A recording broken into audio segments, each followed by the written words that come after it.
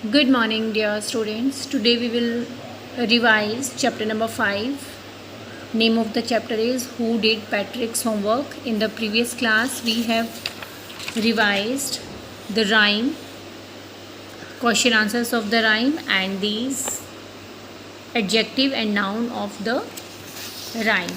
And today we are going to revise chapter number 5, Who Did Patrick's Homework?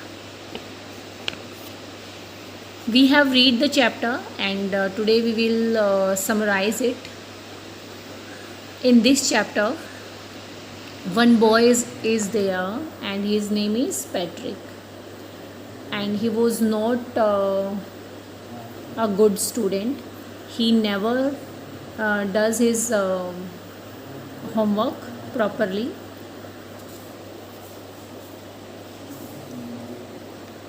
Never did his homework and what he think कि जो homework करना है वो बहुत ज़्यादा boring काम है.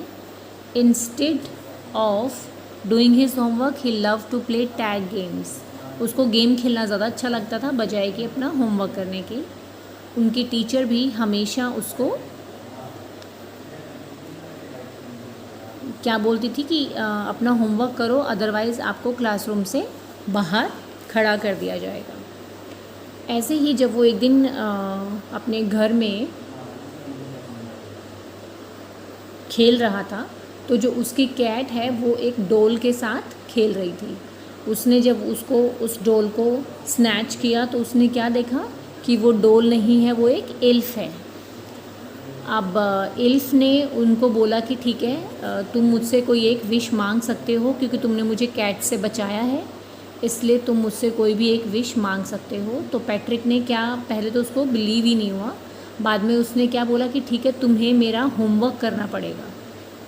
जो मेरा एक फर्स्ट टर्म चला गया है उसका तुम्हें मेरा सारा होमवर्क करना पड़ेगा. और उसमें भी 35 डेज़ हैं अब से लेके आगे तक. अगर तुम मेरा अच्छे से होमवर्क करोगे तो मुझे A+ भी मिल जाएगा. उसके बाद में जो the little man face wrinkled, उसके अच्छा इसने पहने क्या क्या हुए थे, किस तरीके के कपड़े पहने हुए थे. इल्फ ने टोल पॉइंटेड हैट और एक लिटिल वुलन शर्ट पहनी हुई थी और ओल्ड फैशन ब्रीचेस मतलब शॉर्ट्स पहने हुए थे. और वो बिल्कुल कैसा लग रहा था, विच्ची जैसा लग रहा था. अच्छा, और जैसे ही उसको पता चला कि उसको होमवर्क करने का वर्क मिला है तो उसने मतलब बहुत ही गंदा रिएक्शन उसको दिया कि मैं तुम्हारा होमवर्क नहीं कर सकता क्योंकि मुझे कुछ करना आता ही नहीं है. अब लेकिन पैट्रिक ने बोला कि ठीक है, अब तुमने प्रॉमिस किया है तो तुम्हें मेरा होमवर्क करना ही पड़ेगा.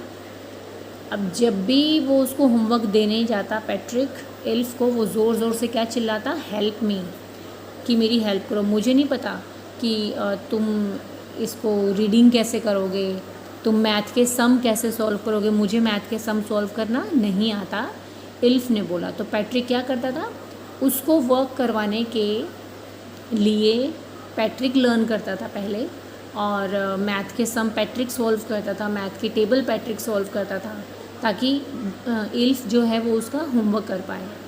इस प्रैक्टिस में उसको अपनी सारी चीज़ें लर्न हो गई. उसको अपना हिस्ट्री के चैप्टर्स लर्न हो गए क्योंकि एल्फ को तो हिस्ट्री का चैप्टर पढ़ना नहीं आता था, उसको रीडिंग ही नहीं करनी आती थी. अब जब पैट्रिक उसको बताता था होमवर्क करने के लिए कि इसका मीनिंग ये है, तो अल्टीमेटली माइंड किसका शार्प हुआ, पैट्रिक का. उसने कहा कि मुझे मैथ की टेबल नहीं आती हैं. तो पैट्रिक ने जब उसको मैथ की टेबल्स कैलकुलेट करके बताया तो मैथ के सम किसको आ गए, पैट्रिक को. इसी तरीके से जो रीडिंग राइटिंग जो भी वर्क होता था ऑलमोस्ट पैट्रिक खुद करता था क्योंकि उसको इतना ज़्यादा वर्क मिलता था कि इल्फ कर नहीं पाता था और वो बहुत ज़ोर ज़ोर से चिल्लाता था उसके ऊपर. सो बेटर इज़ कि उसको हेल्प करने के एवरेज में जो पैट्रिक है वो अपना काम खुद ही कर लेता था. Patrick had to work harder than ever. वो पूरी रात सो नहीं पाता था अपना होमवर्क करने के लिए और उसकी आइज़ कैसी हो जाती थी, पफ़ी हो जाती थी, मतलब बहुत ही थकी हुई हो जाती थी. और जो लास्ट डे है स्कूल का, जब इल्फ फ्री हुआ, as for homework there was no more to be done, so he quietly and slyly slipped out the back door. जैसे उसको ये लगा कि बस ठीक है, आज तक का मेरा प्रॉमिस था, अब मैंने अपना प्रॉमिस पूरा कर दिया, तो वो पिछले दरवाजे से निकल गया। अब पैट्रिक को A+ मिला अपने हर टीचर की तरफ से और वो बहुत ज़्यादा खुश था।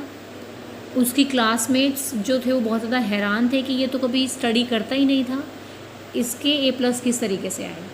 तो जो उनकी टीचर हैं वो बहुत ही खुश थी, टीचर्स बहुत ज़्यादा प्रेज़ कर रही थी, क्योंकि जो बच्चा थोड़ा बहुत भी स्टडी की ट्राई भी करता है तो टीचर्स को पता लग जाता है कि हाँ वो ट्राई कर रहा है, and teacher always appreciate that effort.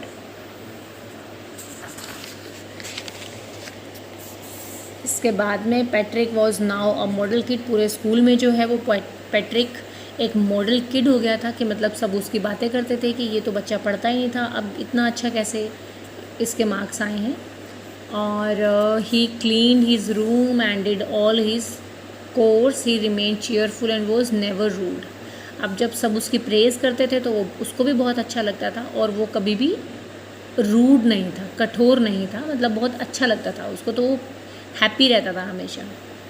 Patrick still thought he had made that tiny man do all his homework, but I have a secret to share with you. It's just between you and me. It wasn't the elf who did Patrick homework. He had done it all by himself. Obviously इसने अपना सारा work खुद ने ही किया है, तभी इसको समझ में आया है, क्योंकि जब एग्ज़ाम होते हैं और उस क्वेश्चन के आंसर हमें देने होते हैं वहाँ पे तो इल्फ नहीं था ना, तो इसने सब कुछ लर्न किया, अपना सारा होमवर्क किया टाइम पे, तो उसको अपना पूरा जो सिलेबस है वो अच्छे से समझ में आया और फाइनली इसको A+ मिला। So that was the summary of the chapter. Read the chapter once again and in the next class we will learn word meaning of the chapter.